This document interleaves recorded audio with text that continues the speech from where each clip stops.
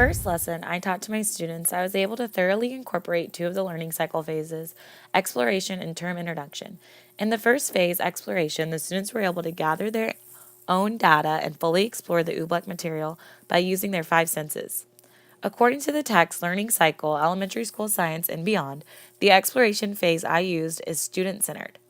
In the second phase, term introduction, I established a discussion by asking the students to raise their hands and tell me what they discovered during the exploration phase.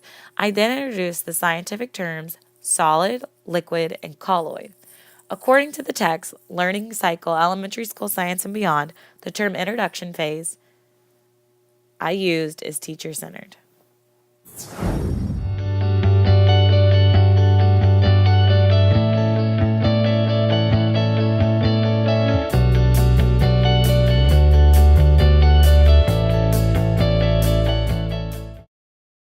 In the second lesson I taught to my students, like the first lesson, the students were able to really spend time in the exploration part of the learning cycle.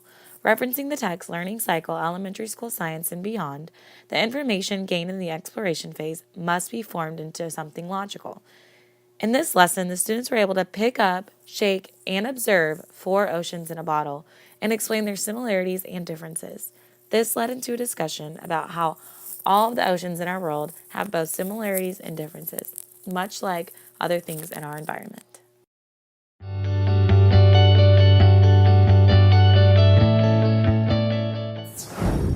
In my Oobleck lesson, the students were able to be engaged in the act of doing science.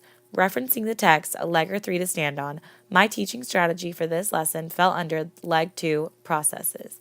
The students were able to first watch me create the Oobleck, then observe it with their 5 senses. Once they were finished, they were then able to create their own Oobleck.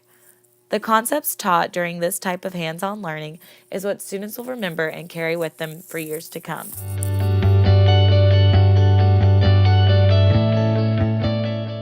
In my oceans lessons, the students were able to combine leg 1, content, and leg 2, processes, discussed in the article A Leg or 3 to Stand On. In the beginning of the lesson, my students explored the 4 different types of oceans in a bottle. Once they were finished exploring, they were then able to listen to the scientific content that I was giving about oceans and how they have both similarities and differences. Throughout my Oobleck lesson, I consistently used fact number 17, fist to 5. I used this fact because it was an easy, non-time-consuming strategy in order for me to make sure the class is continuing to understand the concept throughout the lesson. In the beginning of my oceans lesson, I used fact number 27, I think, we think. This strategy helped my students first think about what they knew about oceans. My students were able to rely on their prior knowledge first before coming together as a whole group discussion.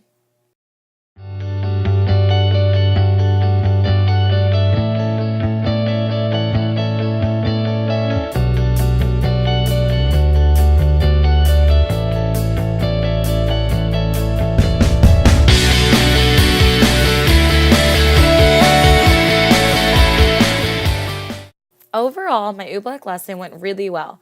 My cooperating teacher loved how hands-on and interactive it was for the students, and the students really loved that too.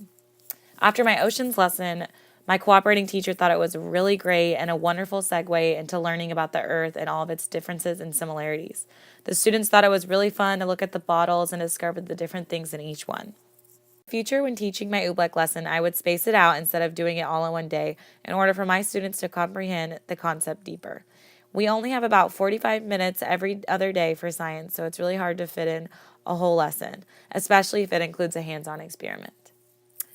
One thing I would change next time I teach my oceans lesson is to have the students work in pairs instead of groups of 4. When the students are working in a large number, they often fought about who was going to hold the bottle or shake the bottle. Eventually, I had to set the bottle in the middle of the table and forbid them to touch it for the rest of the observation. Thank you so much, Dr. Laubach, for everything you've done this semester. I started out extremely nervous about teaching science, and I'm leaving the semester with science being one of my favorite subjects to teach. Have a wonderful break.